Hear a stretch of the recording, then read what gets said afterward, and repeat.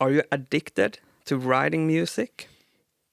I'm gonna say something that might sound weird, but I a lot of the times I think the songs you pick for singles are not the best songs. It's very unpredictable. At least my world of music is very unpredictable.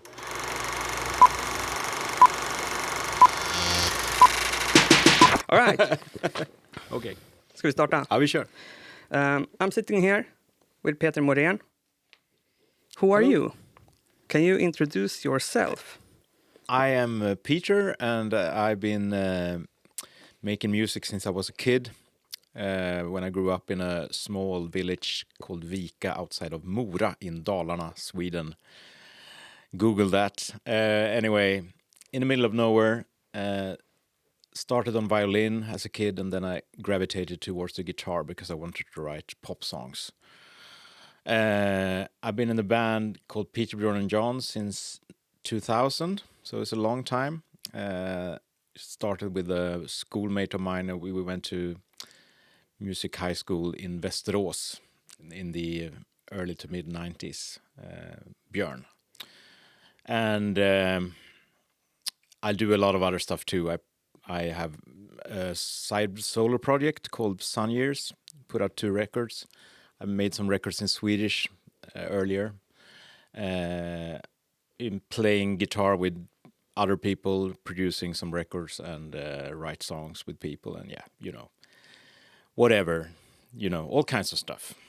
I just love music, so and creating. Okay. That's fine. Yeah. If you had to describe like your world inside of music, like all this as you talk about, you have a lot of projects, solo projects, half solo projects. I mean, like SunYears, which is a solo project, but it's also with other band members, etc. And you play with other people. Like, could you describe how that world is like? What does it look like? How does a day or year look like for you? Well, it's very unpredictable. At least my world of music is very unpredictable.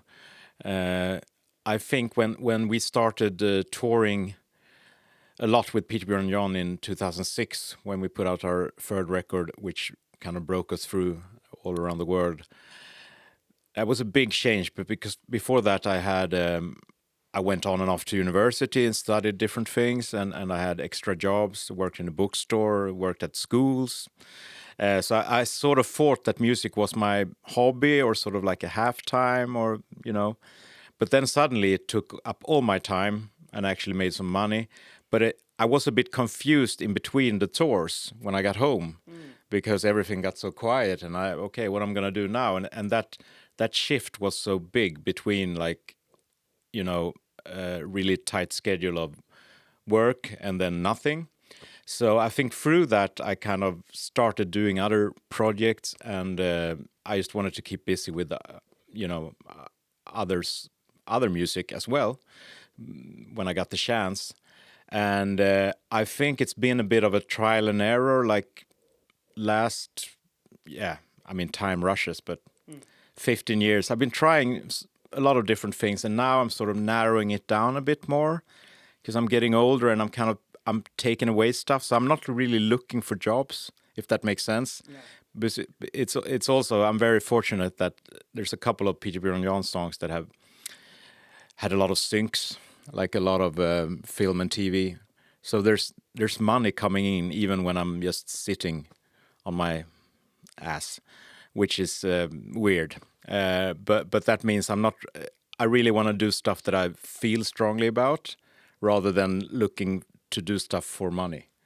So there was a period when I tried to maybe I have to write hits. And now I don't really think like that. I'm just doing stuff from the gut. But that can be all kinds of different music anyway.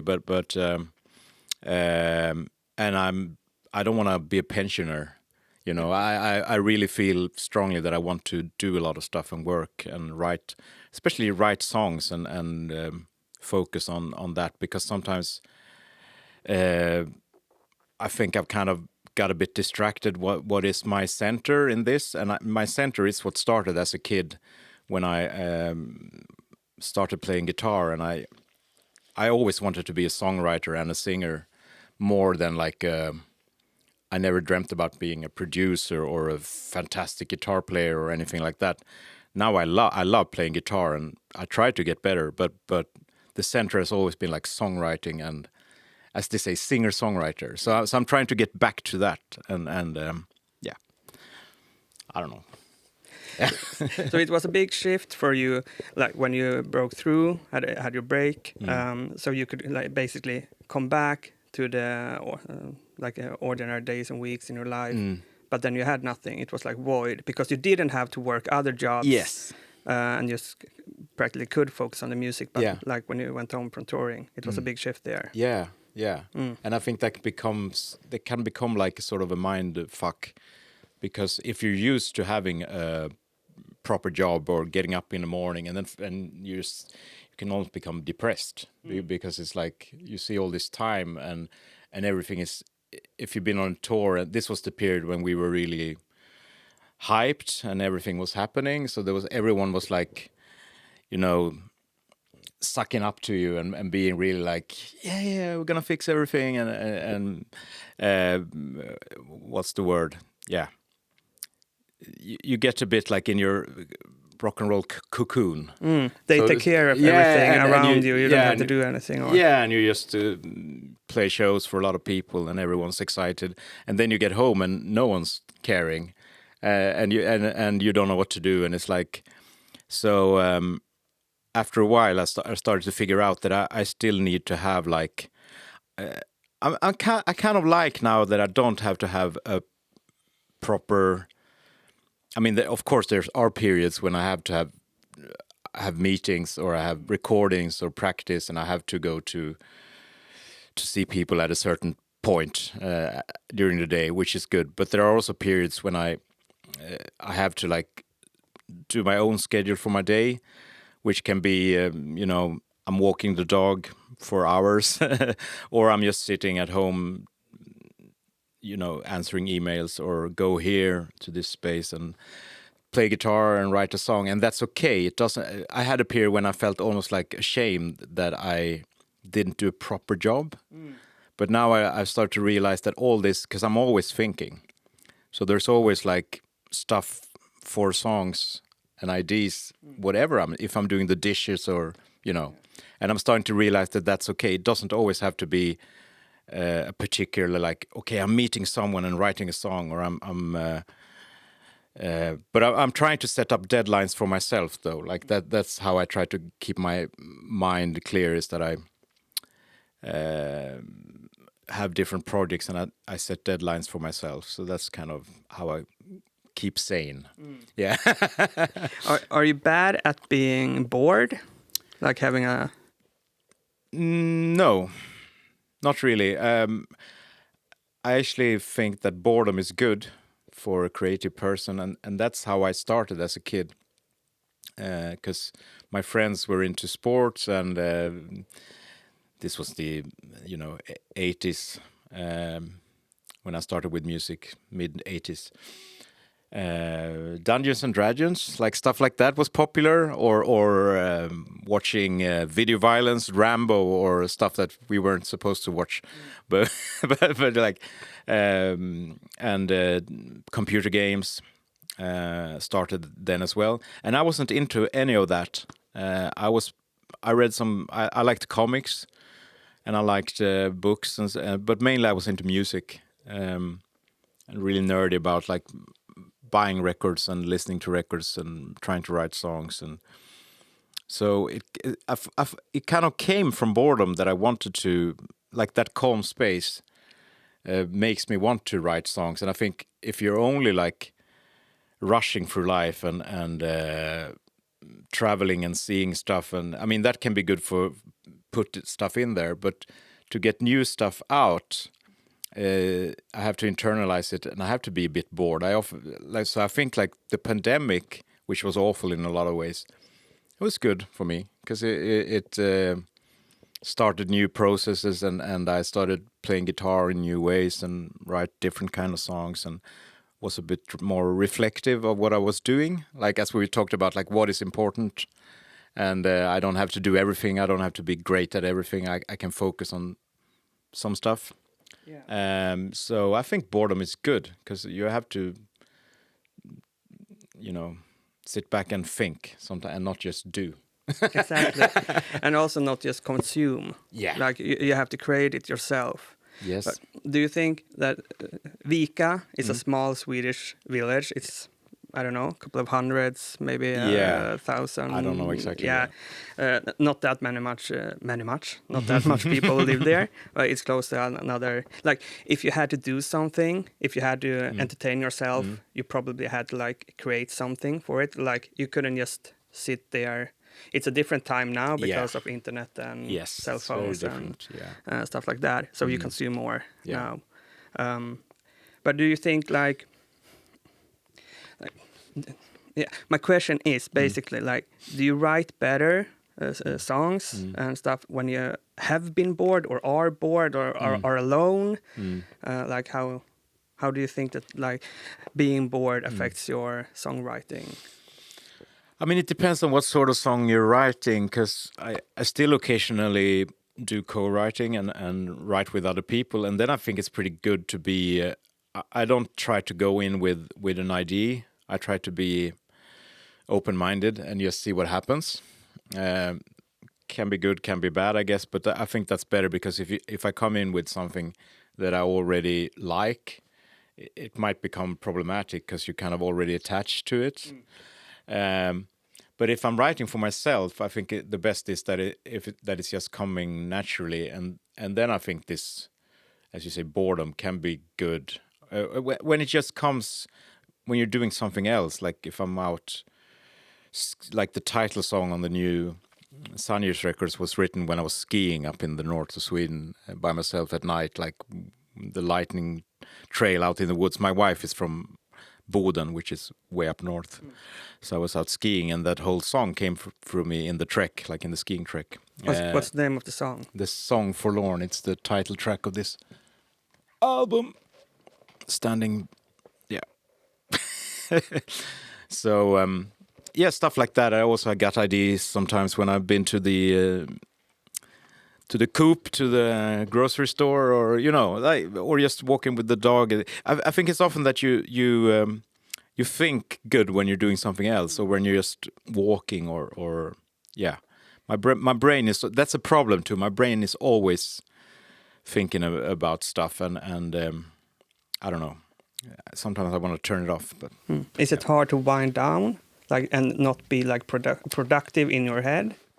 Yeah. It's a problem I have. It's really hard. Yeah. How do you do it? I don't. You don't. That's the secret. I don't. Yeah. No, but I mean, in periods I'm kind of bad at it, but in periods I try to. Sounds like such a middle-aged thing to say, but I try to exercise. I mean, walking in the woods is also exercise, but also run and gym. But I'm bad at it. I start for a couple of weeks and then I stop. But that's a good thing, because it's kind of I think then too. But at least afterwards you're a bit tired and maybe you sleep better, because in periods I have trouble sleeping. So I'm a kind of a night owl. I like staying up late and It's always quiet then. Yeah. From the world. Yeah. So you can hear your thoughts better. Yes. Because it's always on. Yeah. Recognize that. I just want to go back to Peter, Bjorn, and John. Yeah. I have basically 2 questions for there. I read or heard somewhere that you said that you are going to release 10 albums. I don't know. Is that is it correct? Have I heard it? No, it's we have you said it? Or at first I thought it was like a secret handshake deal we had among ourselves, but now we've said it in interviews, so it's out there. It's out there. Yeah, but it was something we said at some point, because the idea with the band was, after the first 2 records that didn't do so well, we were thinking about splitting up, and then we made a 3rd record, and that of course became very successful, and then we just continued. And at some point on some tour in some parking lot or something, we had like a band meeting, and we decided that we're gonna do 10 albums. There's a lot of rules with Peter, Bjorn, and Jan. It's like a lot of concepts. It's like all the albums have free objects on them. On the first 2 records, it was pictures of ourselves. But then it became like other things, like mountains or high-rise buildings or free thumbs, stuff like that. So it's always free things, and we also have rules with our album titles. So there's always like 2 words and 3 syllables. I think that's how, or 3 spellings. I mean, 2 words and 3 spellings. So it's like Falling Out, Writer's Block, Living Thing. Breaking Point, Give Me Some. The last one was Endless Dream. Is it the same with song titles? No, it's just the album titles. All right. And then we also have like meetings before making an album, the direction or the dogma of, and that can be about what their songs are about, but it's mostly about how we're gonna record it and what the instruments are allowed on this particular record, and is there a certain sound, or Do you roll a dice? Basically, Huh? do you write a list with numbers and then roll a dice, or do you each have like Peter, Bjorn, and Jan, or who's recording with you? Like, do you have do each of one of you have like one rule, one to idea? the table? No, I think we just discuss and always try to do something different from the last record, and then we come up with something. Maybe, I don't know. It's hard to be a democracy, but I guess we try to like reach some sort of conclusion, and that's like that has become harder and harder. But I think that's the only way we can have a band, because we all are quite strong-willed and we have different tastes, and it's the beauty of it. But it's also, there's a lot of concepts, and when I make my own things, I have some sort of dogmas and concepts too, but they're vaguer, because for me it's more, as I said, it's just about writing songs and and it's more like just going with the gut. But if you're a band, you have to have, or you don't have to, but we have to have a discussion about stuff. So it becomes a bit more intellectual maybe. But anyway, one of those rules was that we're gonna make 10 albums because it looks good. It's like a good number. But now it's starting to become a problem, I think, because we made 9. Yeah, you only have one left. We only have one left, and it's 5 years ago that you it's a long time ago had the latest album. Yeah. So it's do you like are you holding on to the 10th album so you like don't have to quit, or I mean, we don't have to quit. Yeah, you don't have, but that's the thing. That's the thing. Like this last year, we started play a lot more live again.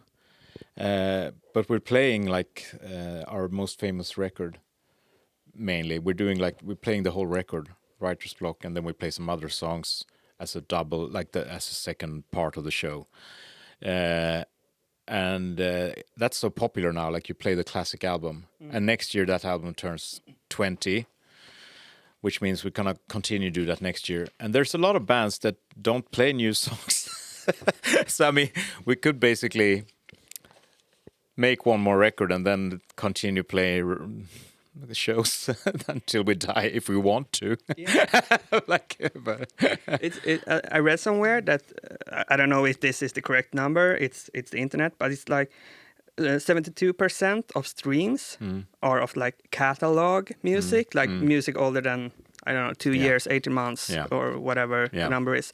So, but that it wasn't that like in the 80s, 70s, 90s, 00s, with the start of it's a new thing with streaming that more people are listening to older music because it's easier to have. Yeah, and it's interesting that you like. It seems that there's a correlation between that and when you play, because newer, there's a easier for a new public, other people, younger persons.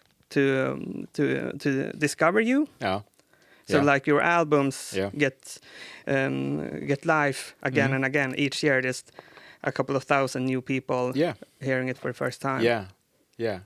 Maybe there's the thing that you.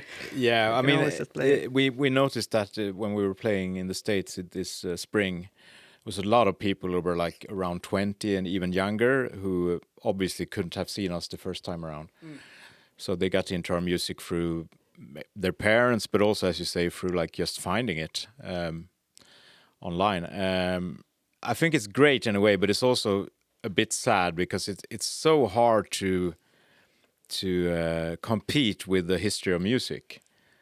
Like to make someone listen to new music if you have to compete with, I don't know, the Beatles and David Bowie and Aretha Franklin and I don't know, all everything that is Mozart, you know, whatever, to compete with all that great music that's already been out there for a long, long time. Yeah. And then also to get people to listen to your new record if you're like an old band. That's also hard. So even if we would put out a new record, I mean, I'm not stupid. I know that the hardcore fans are going to buy it. And the rest of most people are still going to listen to the old records. And, do you think that affects you, like when writing new music, that you care about what other people think, or like how many people are going to listen? Like, is it different for when you do your solo projects and when you do Peter, Bjorn and John records? Yeah, I think for a while we did think about it a little too much, and even though we probably wouldn't admit it, but we made one record where we used a lot of producers. It was a very expensive record, Breaking Point, which we worked on for years with different producers, because we were talking about like, okay, now we're gonna try to make hits. And I think it affected the album. There's some really good songs on it, but I think as an album, it's not so nice to listen to for me. I mean, I know people love it, some people, but it sounds like, which was our idea. The idea was not to make an album. The idea was to make like 12 singles, which makes the album hard to listen to. Like it's too much. It's like too much technical, or like, I don't know, too much special effects. It's, you know, like an album, it has to have like ups and downs and a bit more dynamics. And I like making albums. I don't think I'm good at making singles. I think maybe to an extent Bjorn and John are better at making singles. I'm more like an album guy. Even though I like pop music, so it sounds a bit weird, but what should I say? Yeah, I think we have thought about it, and then we kind of went back on the last two records we made. We tried to make them more like we used to make them, like more by ourselves. But I think it's hard when you've had an audience. I think it's hard not to think about it, even though you say you're not going to think about it. You still when you finish the album, you still kind of talk. Okay, what's the single then? When I make my own records, I don't think about that at all. But also not a lot of people listen to them, so. yeah. So you have, I don't know, I'm just trying to process it. So you have like your own solo projects where you can just make music because of making music for, I don't know, yourself, or how to say it, or yeah, I mean, could you differentiate it that way, or is it? It's not black and white. I know. No, it's not black and white, because I do wanna, like for like the SunYears thing, I definitely want to play those songs live and get people to hear them. I don't have big expectations, because it's hard to have at my age to start something new. But just, you know, like be able to play some shows. And we have a show now in Ireland, at a festival in Ireland in May, which is our first like show outside of Sweden. And that's, to me, it's, you know, that's exciting. To Peter, Bjorn, John, it would be like, okay, festival in Ireland, you know, whatever. But so I do want to like get out and play those songs, but I can't. The nice thing is I don't have to be successful with it, because I'm not living on the street. It's okay. You know, I still have money left, so but I still want to work. You know, that doesn't answer your question really. But I think it's both. I think you want to do the music you want to do, but you will always, if you end up putting out a record, anyone who actually puts out a record, I mean, if you're just doing it for yourself, you can just put it in here, like in the cupboard, and lock the key, record it, and throw it away. But if you put it out there, you do want people to listen. Otherwise, you're lying. But I think the beauty of it is because it's so... there's an interview I heard with one of the guitar players in Wilco who said, like, if you're not competing with like the mega stars like Sabrina Carpenter or whatever, if you can do whatever you want now because it's such a diversified... you don't have to look for hits. Like a lot of the most popular independent music or like more art rock or, you know, like are really weird, but they're still popular because people can find it if they're like looking, if they want to hear something else, like not. So sometimes I think you can almost be more popular if you're not commercial, if you're just doing something crazy. Really niche. Yeah, really niche. Yeah, because there's room for more niches now. There's a subreddit on Reddit for exactly that kind of music with 40,000 subscribers from all over the world. Yeah, exactly. Yeah. But if you want to compete with like top 40 hits, then that's hard, you know. But I think it's better to just do whatever you want. But it's easy for me to say. But you also come there, like it's been a journey, and you come there like full circle. I don't know if it's full circle, but I mean, you're in a place in life where you actually can do that as well. You had your dog years. Yeah. Come here. Yeah. And also I think time is precious, and I'm not getting younger, so I think worrying about stuff like it takes too much energy. So now I'm just trying to create things I really enjoy, you know. That doesn't mean if there's like some mega star who wants to write a song with me, I might say no. Depends who it is. If it's Sabrina Carpenter. Yeah, I mean, why not? Like, I actually listened to, I liked a couple of her songs, but I haven't heard the album, but yeah. Yeah, me neither. Yeah. There's a couple of songs on the radio. Yeah. Is there a difference between the Peter who's at stage and the Peter who sits here and the Peter who's alone taking a walk? Like, do you have a stage persona or other personas like that you can come into just to to make the experience for yourself I don't know, easier or Yeah, I mean, there's definitely a lot of different Peters, but I don't think about it. In a way, it's very natural. It's nothing I have to like think about like that, because if I'm standing on a stage, like yesterday before we did this interview, I was in Mariefred, a small town which is just like an hour from here, and I played Beatles covers with some friends at a small theater for old people, basically. And there's just friends I've been playing with since I was 19, 20. I've known them for ages. And a couple of times a year we play like cover shows. And now yesterday we played just Beatles songs from 1965, like a 60th anniversary thing. And, you know, when I get into a song after, like, maybe not in the beginning, but after a while I'm jumping around and I'm being very energetic and crazy.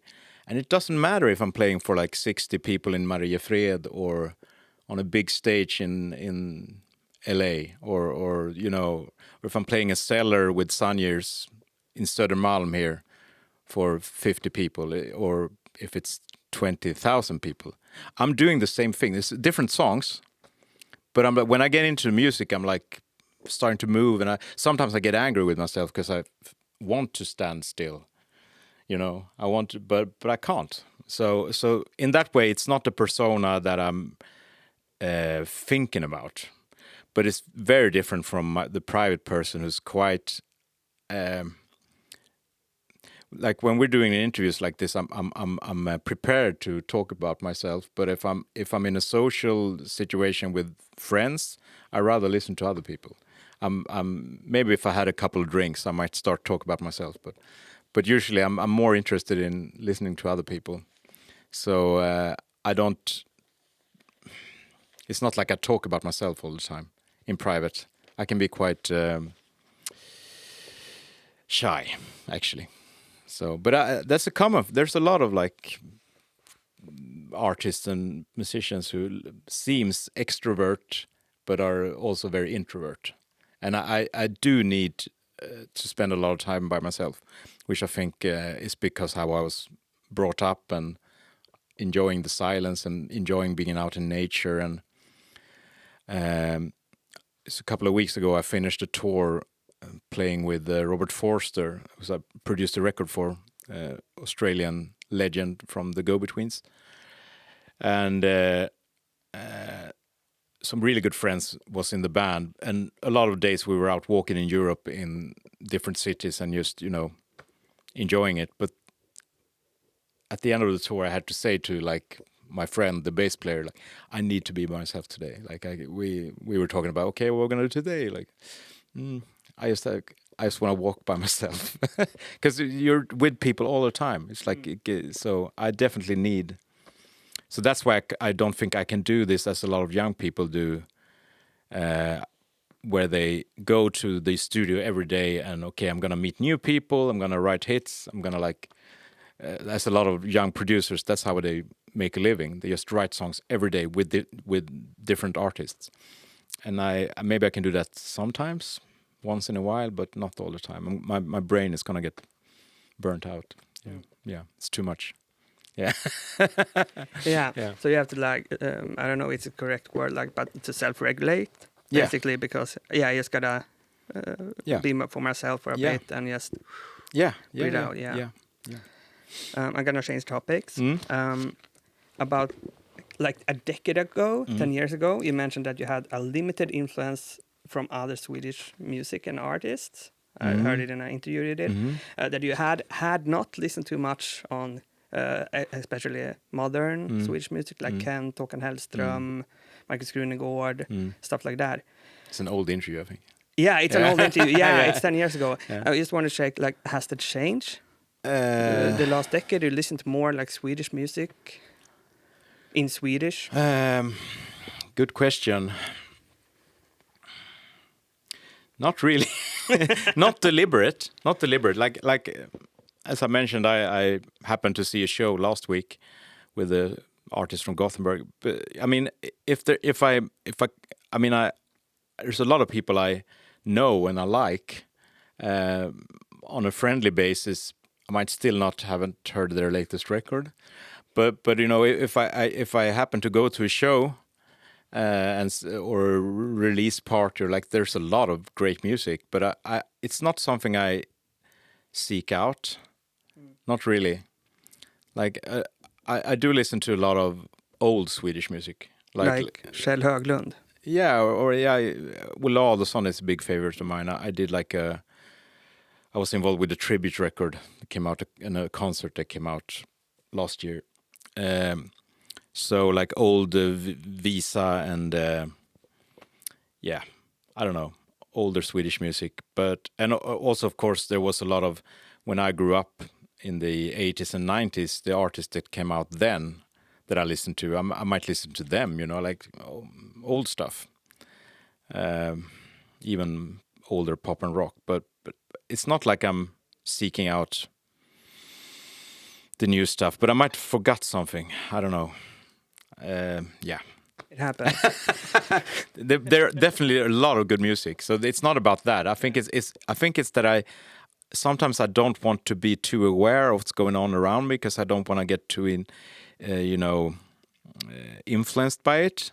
Like I want to be but then I can seek out new music from America or UK, or for some reason I think that's more okay. But also I try to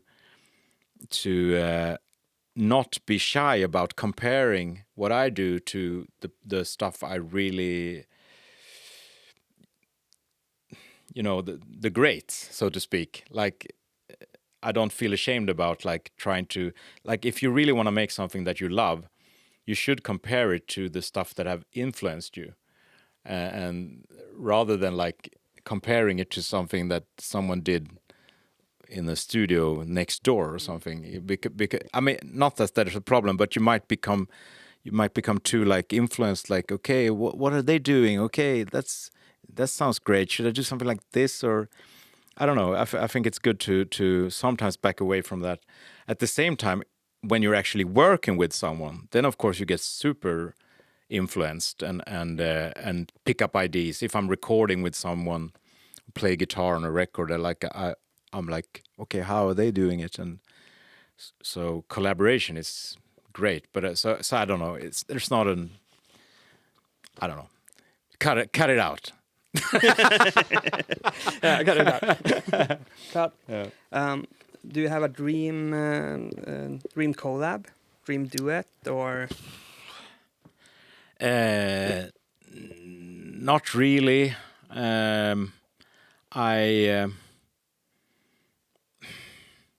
I think those things have to come organically. I mean, if something comes on the table. Sabrina Carpenter. Yeah, yeah. No, but I kind of pick it up when it happens. Like on the SunYears project, I've been inviting a lot of people to do duets because I like the idea of different voices. And the beauty about that has been that I've written a song. There's a couple of co-writes, but most of them I've written myself. And then I was thinking about the songs, if there's a certain voice that would fit this song. And then I try to reach out to voices I really love, you know. And that's actually a great Swedish artist that I like, a new artist, Declare, who sings on my new record. I like her. On SunYears. Yeah, she's great. She sings in English, so so not in Swedish. But and I think that's really wonderful that you can kind of get voices that you love rather than just people you know. So you reach out to, and that most of them said yes. So I mean that's fantastic. But I wouldn't write the song to fit a certain person, if that makes sense. Yeah.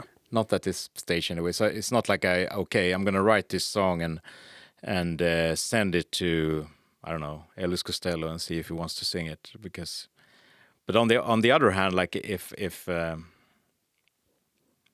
like I wrote a song with who also sings on my record, Nicole Atkins, an American singer. I wrote a song with her, and she toured with Elvis Costello, opened for him, and like he's one of my biggest heroes. And she said like maybe I should get Elvis to sing on this song on her record. And I mean that would be amazing to have someone that you love singing a song that you've been, writing. I don't know how to answer this, but I'm getting confused. But I'm not thinking about like stuff that happens organically, like this producing for Robert Forster, for instance, and that we became friends, and that became such a good collaboration. Stuff like that is when it just happens.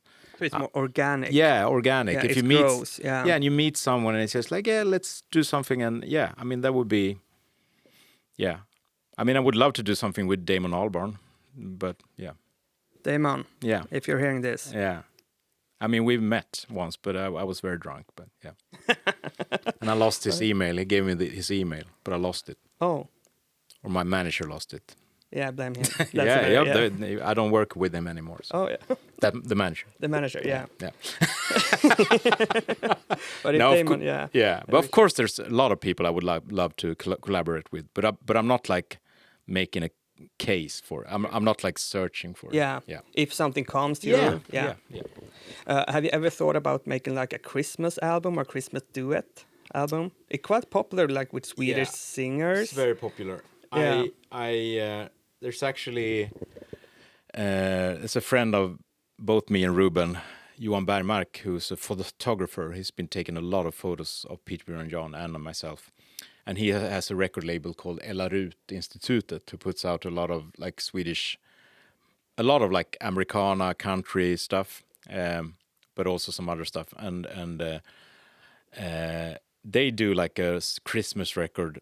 I think they've done it twice, and I think they're gonna do it one this year as well. And he's always like, do you have a Christmas song for the album this year? Like he's always like asking me, and I'm always like, no. Because that's another thing. Like I don't know how do you make a good Christmas song? It's kind of it's hard. It has to be something different, you know? Yeah, Yeah. it's hard making like an. I think it would be easier to make like a cliche Christmas songs about bells, whistle, Santa. Yeah. But like making a good alternative Christmas song that you actually wanna do, and that you emotionally connect with. That's hard. So yeah. at some point maybe, but I haven't done it yet. Not this year. No. Maybe next if you ask again. Yeah. Are you addicted to writing music? Yes, I would say I am. Not all the time, but there's a period when I think I should do something else, because making an album, and it kind of takes a lot of me, because I take it maybe too seriously in a way. So when I released an album, I get a bit depressed and like, okay, what's happening now? And it's like, you know, because it takes a long time making it, and it becomes some sort of post-release depression when you put it out.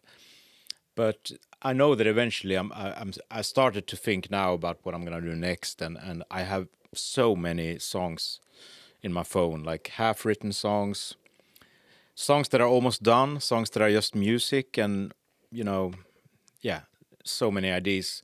So right now I'm in this period where I'm trying to think about what should go where, like, because I've talked about making. I don't know if there's an American singer-songwriter called Josh Rouse, who I met in Nashville a couple of years ago, and we wrote a couple of songs, and we've been talking about making a full album together. I don't know when that's gonna happen, but that would be really fun.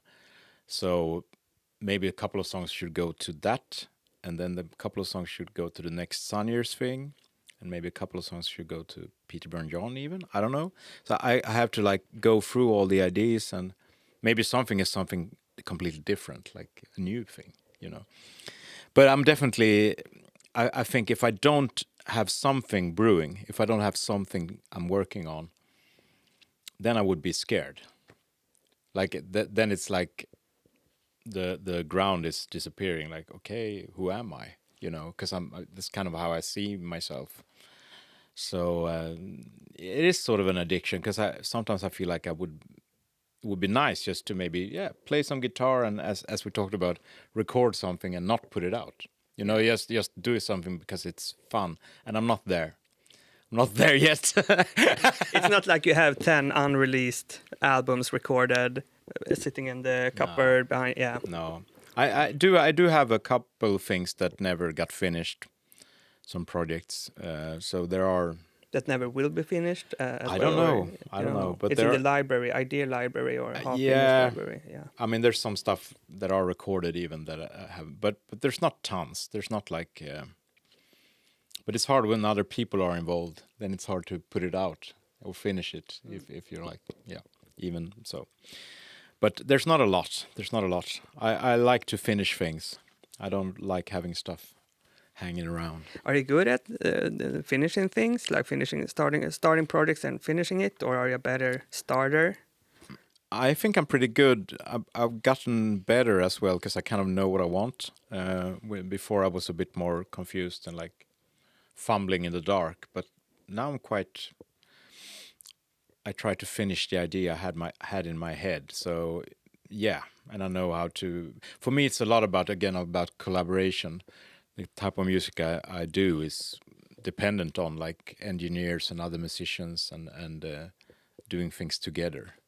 Since I'm not doing like laptop electronic or something, so in that sense, I'm kind of, even when I'm deciding who to play with, I'm halfway there, because it's like some of the decisions are left to their input and doing it together. So I think I'm pretty good at finishing stuff, but I'm very, I would say when I'm recording, I'm quite open and just letting things happen.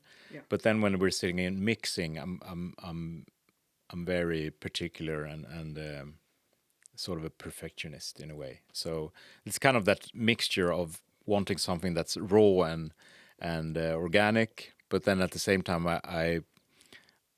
I want to get the sound I hear in my head, so it's a mixture. Yeah. Are you good at describing what you want? I think so, but that also depends on who you're working with. Because I've tried to work with for instance, mixing engineers where we can't communicate. Yeah, it's like chemistry, communication chemistry. Yeah. It can be hard to, like, I just told you how to do it, but they don't understand. Yeah. And you said it in 10 different ways, but it doesn't come through. Yeah, exactly. Yeah. So I think that's the key again. It's like finding the right people. Then I think I can describe myself. Changing subjects. Remixes. Are they dead? I don't know. I'm not following. But So my thoughts come from, you have a few remixes on a Peter, Bjorn and John album, Living Thing. Right? Or, yeah.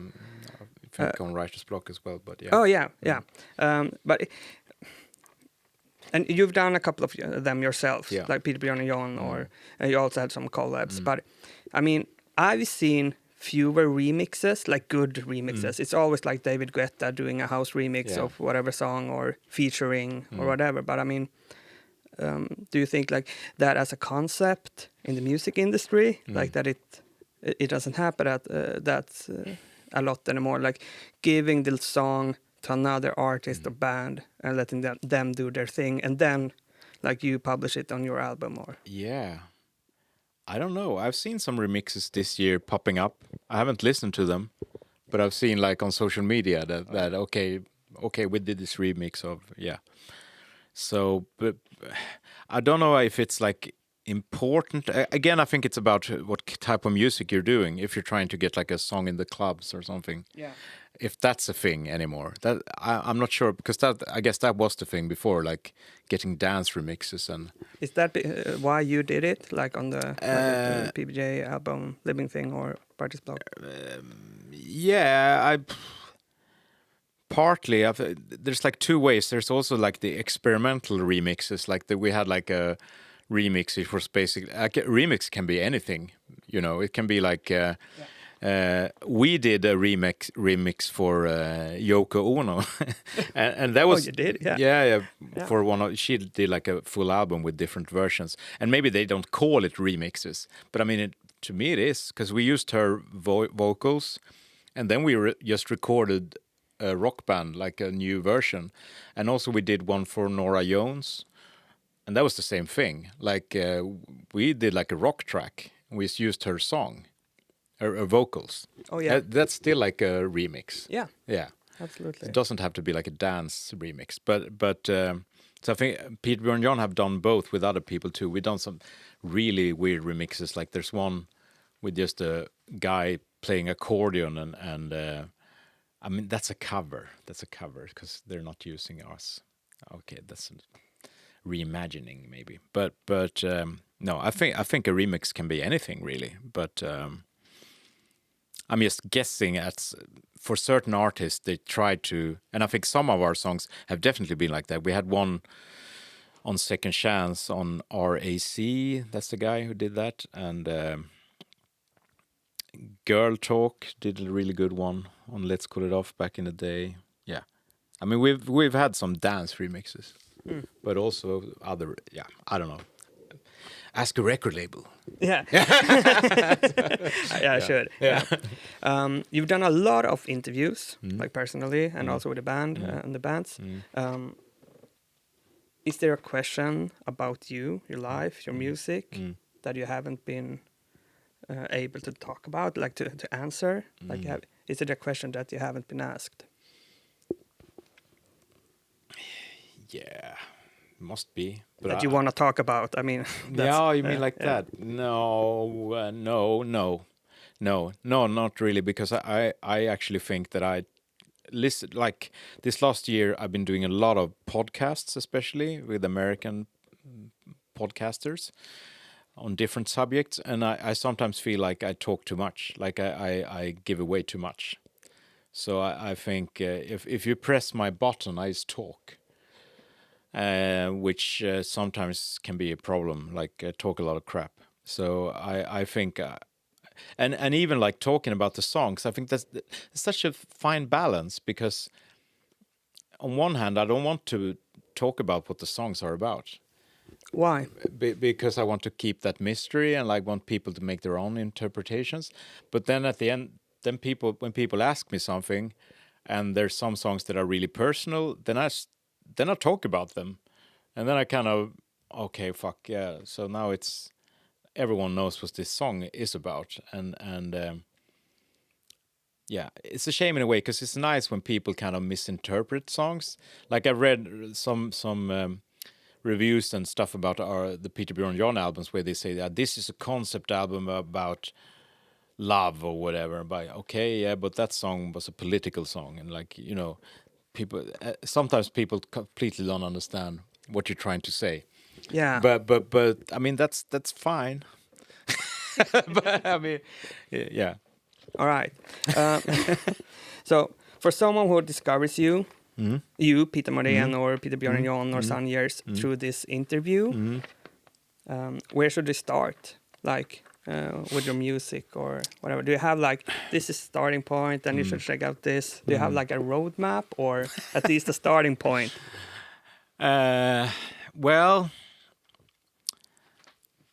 it's a cliche, but I think for me personally, I think the two SunYears records are the two I like the most at the moment.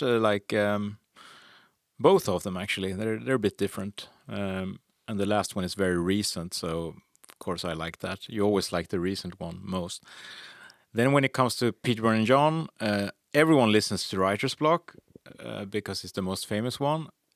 And the good thing is, it is a really good album, like, which I realized because I had to learn the songs again, touring with it this year. So that's a good thing. Like, it would be tough if we would tour like a classic album and you hate the songs. So that is a really good album. So if you heard that, I think you should. I really like the last record we did in 2020, Endless Dream, which we didn't tour. So I think that's the thing. It feels a bit weird because we played a couple of songs live, but not a lot of them Because of the pandemic. Yeah, yeah. The tour was canceled 3 times and then just went away. I think that's a really good record, and that's why I also feel like if we wouldn't make another record, I would feel kind of okay with that, because I feel that was like a nice. It's kind of like it has a feeling of like, not conclusion, but it's kind of settled. That we didn't think too much. We kind of went back to our old sound a bit and didn't feel bad about it. And it's kind of has a hopefulness in the lyrics. It's kind of a bit more hopeful. So that's a great record. I also really like our second record that is not that well known, Falling Out, which is I kind of say, like, if Peter Bjorn John wouldn't have broken through with Writer's Block and I would have stopped music, you can see a link between what I did then and what I do now with SunYears, because it was before the hits, so you didn't think about. It's kind of the same, just doing, because then I had another job or I went to university. It was kind of a hobby, but it was just, so I really like that record. And Give Me Some is really good too, which is sort of a punkier, more energetic record. That was our second most successful one. So that's a lot of records I'm talking about. I also made some Swedish records, but this is for English people. But they're pretty good. I like those. And which one should you start over there then? It's in Swedish, but I mean, that's why we're here. Maybe the first one's I spåren av tåren heter den. Because it's very like lo-fi and I don't know. That's like my Dalarna record, I think, because I'm kind of talking about my when I grew up and stuff like that. It's like my roots record. Yeah, so. Do you have like an album or a song that you think has to grow on people, that you have to listen to it a couple of times, wait a few days, then listen back to it, and like that can become their favorite? Do you have one, or do you think of one? I think 90% of them, to be honest, because I'm gonna say something that might sound weird, but a lot of the times I think the songs you pick for singles are not the best songs. Like, as I said, I'm an album person, and I think a lot of like the hidden songs, you have to like listen to them again and again, and then suddenly like, okay, the 8th song on the record, that was really good, and that's when you become like a real fan, and you let it sink in. And I remember that as a kid when I started buying records, because there was no internet, there was no streaming. The records I didn't like. If you bought a record, you kind of had to give it another chance, because you invested your money and you didn't have a lot of money. So you kind of kept listening to it. And I mean, sometimes it was just a bad record, but shit happens. But sometimes a lot of the people I love the most, like Elvis Costello, for instance, or stuff like that, I didn't like it. Maybe I liked a couple of songs, and then I kind of started listening, and then became one of my favorite artists.